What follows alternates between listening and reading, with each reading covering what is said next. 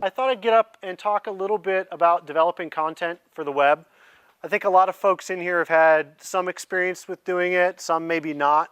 I do know that when I talk to a lot of Unity developers or work on the forums, a lot of folks don't seem to have their head wrapped around some of the issues and strategies they need to employ to really make some good web content. And so I kind of compiled a little list of strategies and tips that I thought would be good to share. Things to look out for, things to consider when you're doing development work, and of course talking about a couple of new features that we put into Unity 2.0 that will really help you kind of create a better web experience for people that are going to be playing and using your games. You know, I used the phrase user experience already, and you know, on the web it's critical that you offer folks a good first run experience. If somebody goes to your site or goes to play your game and it's just not up to par, there's nothing that's going to chase somebody away from either your content or technology faster. So it's in all of our interests to make sure that you meet the needs of that particular market. And while there's some crossover with traditional desktop or fixed media, you need to approach it and think about it in a different way. The first item, and I'm going to talk about how to actually act against these, is to make sure that you offer predictable behavior. When somebody comes to your website, they get scared by pop-ups or warning dialogues. So you need to make sure that you're going to plan ahead of time so that those that don't yet have it installed, we will conquer the world. We're just not there yet. So that you can make it a smooth and easy experience for them.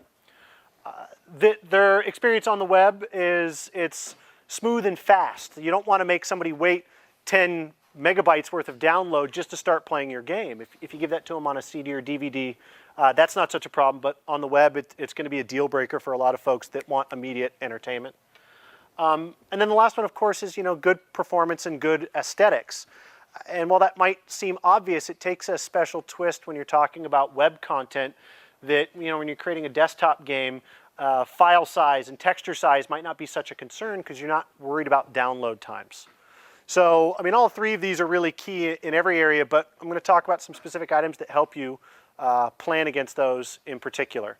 And to let you know, if you get a question while I'm talking, feel free to raise your hand. I don't think you have to wait all the way till the end. So, to start, we're going to talk about development and delivery. Those are two key elements. You've got to make a game and you've got to get it out to people. So I'm going to talk about those two chunks, starting with development. That's where you start with things. You sit down with a game idea. You're going to set the work. If you know that you're going to be targeting web player output, it's key that you know that ahead of time because there's things you can do further upstream that will make it an easier process down line. Unity, thankfully enough, has some great tools in it that let you make that decision later, but it just may improve the planning process, especially in terms of artwork and asset creation, because those tend to be the biggest problems. So looking at delivery, one of the first things you need to worry about is your models. You got to use what's necessary, choose detail levels that are appropriate. This is in terms of file size and performance. You got a wide audience out there. You might have folks that have brand new high performance laptops or desktops, and you may have folks that are running on 5 or 6 year old software with who knows what video card. And while we do everything we can to make the Unity web player and our runtime engine run as smoothly as possible on as many machines as possible, we also give you lots of tools to shoot yourself in the foot if you overload the system and kind of try and push too much out to a broad and general audience. Next big problem area I see with folks is textures. We all like things to look pretty with nice rich textures, and when working in Unity, of course, you can use nice large textures. It's just to make sure before you do a web build, use the settings dialog to set a maximum size. That 1024 by 1024 texture looks gorgeous, but it's going to take a bit longer to download. And I see a lot of folks posting web games that are 15, 20 megabytes large, and a lot of that is a lot of this extra detail and texturing and whatnot. So a key area that eats file size in particular is your textures. And of course it can be a performance drain if you're not careful and you kind of overload system VRAM. The last big media asset area to really think about is audio. We allow folks to use both compressed and uncompressed audio. And this is a bit of a double-edged sword. Compressed audio is very nice that it's small, lets your files download quicker, but there can be a performance hit on the client side. For example, in a shooter game where the sound effect for the gun shooting, that might not be a good idea for compressed audio because there's processor time to decompress and load into memory. And if that's playing repeatedly, that can be a bad runtime experience. And in that case, a nice small WAV file would be better, because then we don't have to do the decompression, and the overall hit to the web player file size isn't going to be quite so large. So you really have to kind of balance that, the kind of quality versus the user experience, and what gets you the best performance for file size. And of course, as I mentioned, the key area to see what is adding to your file size, what's killing you, what's making that 20 megabytes. The console window. Every time you do a build, Unity includes a lot of information in the console window that'll tell you, here's how large your file is, and here are the elements that are eating your file size. And it's a really good place to kind of cross-check, make sure that you're doing what you expect, and if it's too large, it's a very fast way to determine what's the best area to go look for file size optimizations. So definitely use that when looking at these three assets in particular. That's not to say that others won't bloat your file size. I didn't yet include video. Video playback is a new item for us in this release.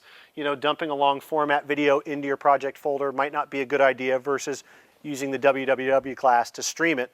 But being as that's a bit new and folks are going to still wrap your head around video playback, we'll go ahead and leave that for a later discussion. But similar to audio and whatnot, that still applies. You're going to want to think about appropriate file size, balance quality versus how much it adds to your download. Okay, I want to go into a huge new feature that we added that Joe had mentioned earlier in the keynote. You make this wonderful Unity game and it's got 8 levels in your racetracks or whatever. And as of today, prior to 2.0, folks had to wait for all 8 levels to download in order to begin playback. Why is that? If I haven't finished the first track, I don't need to see the 8th track. And so we have some streaming improvements that we put into 2.0 that allow you to stream your content level by level, and then use some simple APIs to check if a level's loaded before you navigate to it. And it's a build option. You go to the build settings dialog, and instead of building a web player, you just build a streaming web player. And I mean, it's really just this easy. You choose to build a streaming web player. As soon as that first level loads, you make a nice small splash screen or menu. That will begin to playback while the rest of the file is downloading in the background. And then there are 2 simple API calls from the application class. Can streamed level be loaded? Is it downloaded and present for you to go to? And then, of course, if you want to do a progress bar or track the status of a particular level, is you can check its stream progress. So using 2 very simple API sets, you can get your first level loaded. User has an immediate experience. They're starting to see your content of your game. And then you can easily control when they're able to go to it or not. And it's really, that's all you need to do. It's a very simple and straightforward process. And we take care of reordering the file and packing it properly so the assets you need are at the front of the file. It's about as simple as we could make it for everyone out there. So really, it's something to look at in Unity 2.0 as a key item for delivering web player content. So I keep talking about delivery. Now that you've made your game and you want to put it up there, I think a huge area other than file size where people have problems and pitfalls is in how they present that content to their user. Things like web player detection or the kind of functional options or the appearance of it. So a few key items, and as I mentioned before, all of these presentations are going to go up later, so I'm showing some sample JavaScript code here. Don't worry about scribbling it down. One of the first things that I really can't emphasize enough, we do a lot of work to try and make the Unity install process nice and smooth. If a user hits content that doesn't do anything about it, how does the player react? How does it tell people that you don't have the Unity web player? But unfortunately, due to different browsers, Firefox versus Windows IE versus Safari, that experience is different on different browser and OS combinations.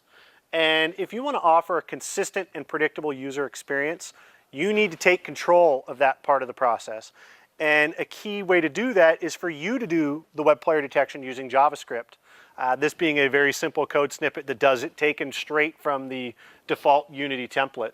But that way you decide what happens when the player is not there. You decide what graphic to show, what message to show, and you don't rely on the vagaries and differences between the various browsers. And that way at the end of the day, you know what your players, what the players that are going to go to your client's website, what they're going to experience. And that's a very important thing if you're selling it to someone, is that your users are going to have a safe and predictable experience. When you're working with folks like Shockwave.com, of course, they're very sensitive to this and will do this kind of stuff anyway. So it's just really important to consider as part of when you're preparing for deployment and taking your content out to the web. The next biggie is, whether we like it or not, I look around this room and I think most people think not, is Windows IE is still the dominant browser that's out there in the world today. I don't know if it's still that 95%, but it's clearly 85, 90% still. And so you really have to think about those users in particular. And unfortunately, IE on Windows handles what's called active content in a bit of a strange way. And it's a long discussion to go into why active content is handled differently. But what you need to do about it is actually fairly simple and straightforward. When Windows IE hits active content, which is object embed tags directly inline in HTML, or that's written by JavaScript that's directly inline within that page, that content needs to be activated before the user can interact with it, before the user can send it mouse clicks or keyboard input. And so quite often, if you don't prepare for it, the user is going to sit there and kind of be moving their mouse and wondering why the game isn't responding. You're not going to be getting rollover effects and whatnot. And so this was put in, I guess, about 2 years ago. And the way the user activates is they actually have to click on the content actively once, which then, to use my phrase, it breaks the glass shield, kind of unlocks the content and lets people kind of get in there and start interacting with it. And then after that, they can begin interacting. But for a lot of folks, again, they start moving their mouse over it and don't see rollovers, don't see a response, and they maybe think that the game's broken, it's not loaded correctly. And again, that first user experience, if it's a bad one, that's very expensive for you in terms of getting those customers back. Luckily for all of us that do this kind of thing, bypassing that need for activation is extremely simple. I talked about JavaScript detection, and typically you might have it detect the players there and then use some document write calls to dynamically write the tags in. Well, all you need to do is use an externally linked JavaScript file. If anyone wants the details as to why that's any different than having it inline, you can talk to me afterwards. But if it's an externally linked JavaScript file that does the detection and then writes those object and embed tags, there's no need for activation. And again, in the interest of offering a consistent experience, using that technique makes the experience the same in Windows IE as it's going to be in Windows Firefox, as it's going to be in Safari on the Mac, as it's going to be anywhere, because you're essentially circumventing using a Microsoft blessed workaround. This isn't doing anything illegal, to get around this need for activation. And a lot of folks out there don't know about it. It's not very well documented. It's kind of hidden on the MSDN site. But it's a really easy way of just using an external JavaScript file instead of having it inline within the page. And of course, if you dovetail that with the detection mechanism, you've got a JavaScript file that you can use in any number of places on your website that's ready for cookie cutter use. So it's probably good in general to have that. But in this case, for the Windows IE user, it's probably a very good idea, so they're not confused and wondering about your content.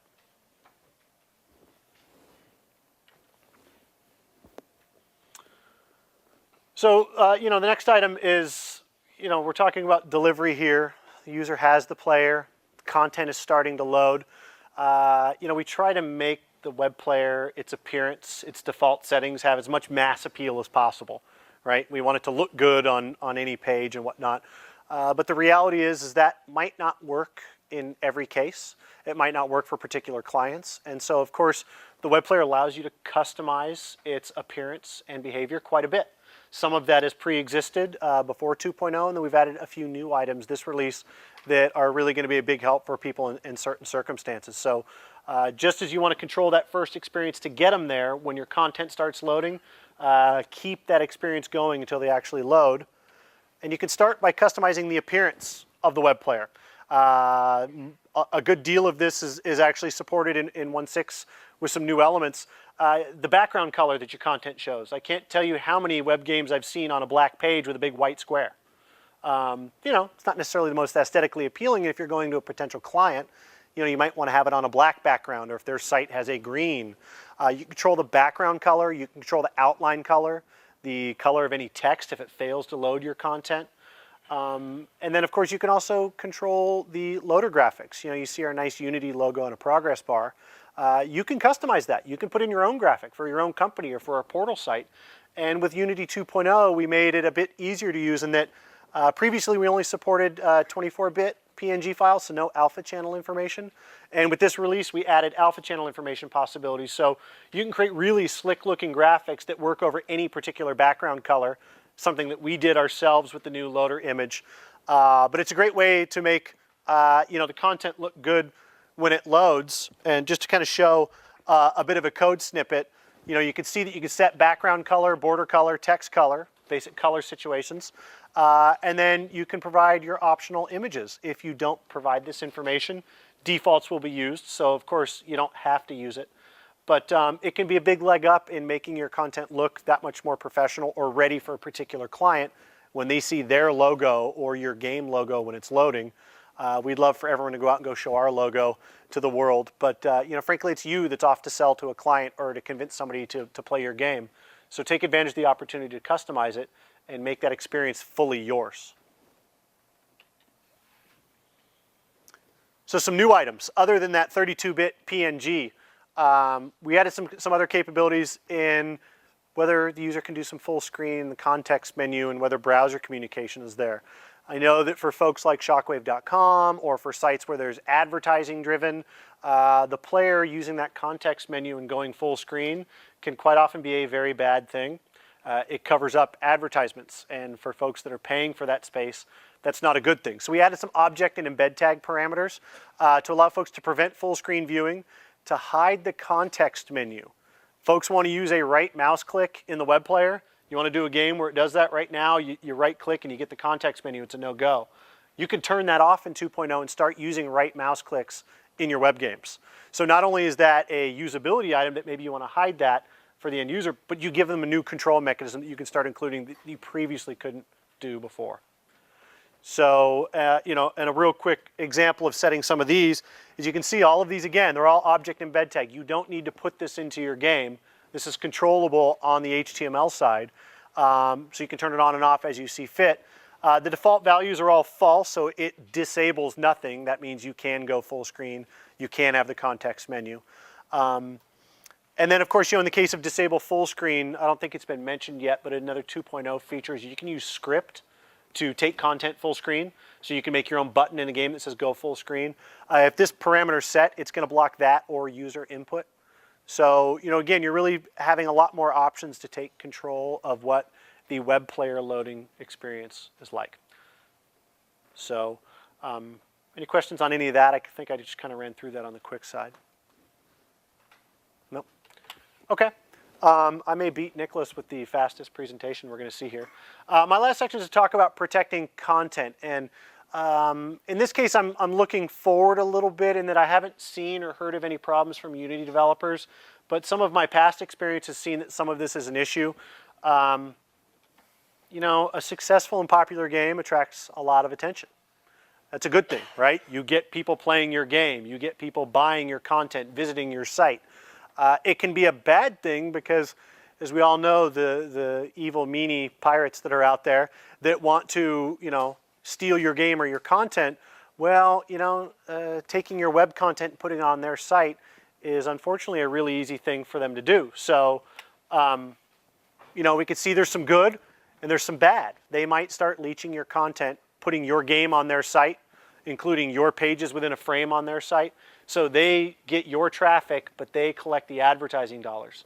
And I know it's great that you just want people to play your game, but I think at the end of the day, we've all got bills to pay. And we're here to make games as a way to make it have a career. And in that case, they're stealing from your pocketbook. And so you might want to think of ways to protect that. And I included a little slide that says, why is that necessarily a bad thing? Leeching bandwidth can be really expensive. Somebody has a very busy site and they start taking hits off your server. That can be really bad. So what can you do? I'm going to give you guys a few, 3 or 4 simple ways. Some of them are built into Unity. Some are going to require browser-based JavaScript that you can protect yourself against that. And they're all pretty straightforward. At the end, they're a little bit more advanced and technical, but the first couple are extremely simple. The 4 key things to look out for is the content itself being delivered from your website. Have they managed to get your Unity 3D file, the web player file, and posted it on their site? You want to make sure it's actually coming from your server or a properly licensed server. somebody that's bought your content, for example. You want to make sure that it's loading in your page or the appropriate page. I'm not making my own HTML that links out to the web game on your website. You want to make sure that maybe it's your content on your page, but it's put in a frame or a pop-up window on somebody else's site. So to the end user, they don't know that it's coming from your site. Their ads are around your content. And then the last one, I'm going to kind of show a quick summary of how you might do a server content handshake so that you can verify for certain the content's coming from your site and hasn't been scraped and taken over to another website. So I'm going to run through each of these 4 and talk about some easy techniques. The first two actually are exceedingly simple. The application class has a couple of properties that you can use to do a simple check. Is that readable for everyone? So the application class has an absolute URL property. And this is the URL full to where the content is coming from. And in this case, if it's not coming from my site, I didn't put any error operations in there. Maybe the game doesn't load. Maybe you display a message. Maybe you tell the user to visit your site instead. But it's a very simple if statement that lets you catch whether they've actually grabbed your content and put it up on their site. Following along with that, of course, is that maybe it is coming from your site and it's just in their page. Well, the trick there is the source tag is going to have the fully qualified path to your site if they do that. So the second layer is to check that source parameter value that's actually in your object embed tags. If it's not the proper relative path, well then somebody's got your game in their page. So you can use the 2 of these together to make sure that the content's coming from your site, and at least at a surface level, there's probably ways to spoof this. I've already thought of one. But you can do 2 quick checks to make sure that it's your site, your page. And in most cases, that's probably going to be sufficient. A lot of folks here, until you've got a really big and popular game that somebody's out there stealing, this will probably be enough just to verify somebody hasn't just grabbed it and put it up somewhere else. If you get more worried about it, the third one is to talk about, maybe somebody's framing your page in their website. So they've got a frame with all of their ads around your content so that both of your other checks seem to pass, right? It is from your site, it is in your page. Again, JavaScript in the browser has some exceedingly simple ways to verify that. The first one is that we're not in some kind of frame. The content page is actually the topmost item in the object document object model. And the second one just says I'm not open in a pop-up window. Maybe their ad site pops up your game in just a page that doesn't show anything else around it. So I mean, very few lines of code, very simple check to do, and it just verifies that it's not popping up. Now, I put a disclaimer down here. This, of course, assumes in this example that you have that page as alone in a browser window. It's supposed to be the topmost document, or that you're not yourself using a pop-up. So, of course, you want to strategize for how you're structuring your site, but it should prove the point that it's a very simple set of tricks to use to make sure that somebody's not stealing your content. So the last one is where we get a little bit more robust, and it goes beyond just doing some simple stuff in Unity or some browser-based JavaScript, and it really requires you to be using a server-side technology like PHP, Cold Fusion, ASP, whatever. And in this case, you can do a very simple handshake with your server to get some good validation that somebody hasn't scraped your tags, put them elsewhere, or stolen your page. Using this in conjunction with all the others really gives you the most solid and robust protection. And it's really simple. The page loads. Your server-side script, it's PHP, dynamically writes an encoded timestamp in some way. The stronger encryption or encoding, the better protection. It could be as simple as just a basic multiplication. It could be as complex as you want to make it. And it just writes that into the tags in such a way that the Unity content can read it, for example, as part of the source tag value, because then you can very easily pull that in later. But it writes that into the object embed tags. And then within your content, all you have to do is pull that data in. In this case, I'm just querying the source value, source parameter value, pulling out whatever was after the question mark, and then send that back to the server. So you've received the information and you send it back. And then on the server side, that received value is compared. And if it's a time-based encoding, you can verify that those times are within an acceptable window, 5 minutes, 2 minutes, how long is your content going to take to download? so that it's not, stale information. If somebody scrapes your site, gets your tags and includes that, they might get to use that for 5 minutes or so until you decide it's outside your window of acceptability. So it's a very simple handshake. You just get a code and pass it back to the server, and get a kind of a kickback that says this is valid, it's coming from my site, and it's within an acceptable time window. And of course, none of this is foolproof. None of it is, right? Every time you think of a protection scheme, somebody else can overcome it. In my mind, I suddenly thought of one that I didn't list in here. Use of the base tag inside of HTML might be a way to get around some of these. But if you put them all together, you get a very robust setup that, for all intents and purposes, the kind of casual game stealers that are out there, they're going to move on probably to the next game unless you're enormously popular. And in which case, if you put these in place, you're going to chase most of those folks away. So did I beat Nicholas? Because those are the techniques I wanted to describe because they're the common most pitfalls I see people have. No player detection, too large of file sizes. They don't make the loading screen as pretty as the content is. And putting all those together lets you make a predictable, smooth experience, which again, when you go to a client to pitch your game, when you go to a portal or a customer, you want that to look as professional and slick as possible. And so using a lot of these techniques is going to be the best way to get there. And they're all simple and they're all built into Unity. So that's it. Any questions? Joe. How well does Unity deal with Vista and ActiveX security? How does a workaround apply for Vista as well? Well, yeah. So that's a separate layer as to whether the user is allowing the ActiveX control. Once the control loads, there's still a second layer of hassle in that activation is needed. So on Vista, you've got 2 layers of problems. One is just Vista's security model around ActiveX controls. The second is once the control loads, what about user activation of that content? So we, as the game and content developers, can take care of that second part. The first part is it's really just kind of a difficult thing. We're on par, no worse, no better than other ActiveX controls because Microsoft makes the default settings for Windows IE very strict. And so the user's already going to go through that first experience of, Vista and IE saying, hey, you're hitting ActiveX content, danger, danger. And then if it finally loads and then it doesn't do anything, they're going to have 2 layers of frustration. So you can take care of the one that's really your domain to handle. And that's that second activation part. Anyone else? Yep. I was thinking about this page that you kind of land on after the plugin installation. It's something about some lightning or something. Mm-hmm. Can you customize that? Or? No, but an element that I didn't talk about in here, which now I definitely should have.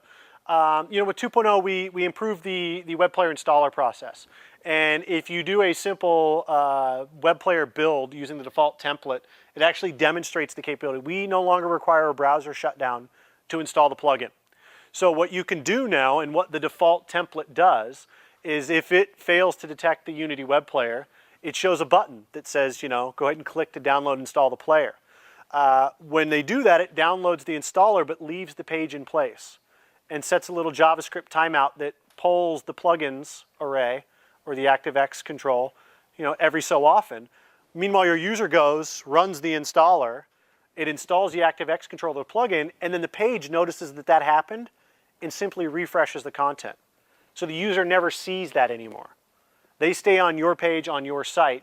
They never come to unity3d.com. In most cases, we don't want the web player users there. We want them focused on playing your game because that's what they came there to do.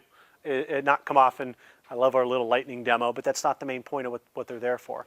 So yeah, so that's not going to be happening anymore for people that start using that default template and follow the model it puts in place there. If you don't do that technique and they shut down their browser and do a relaunch, well then you're kind of losing control of that user experience element.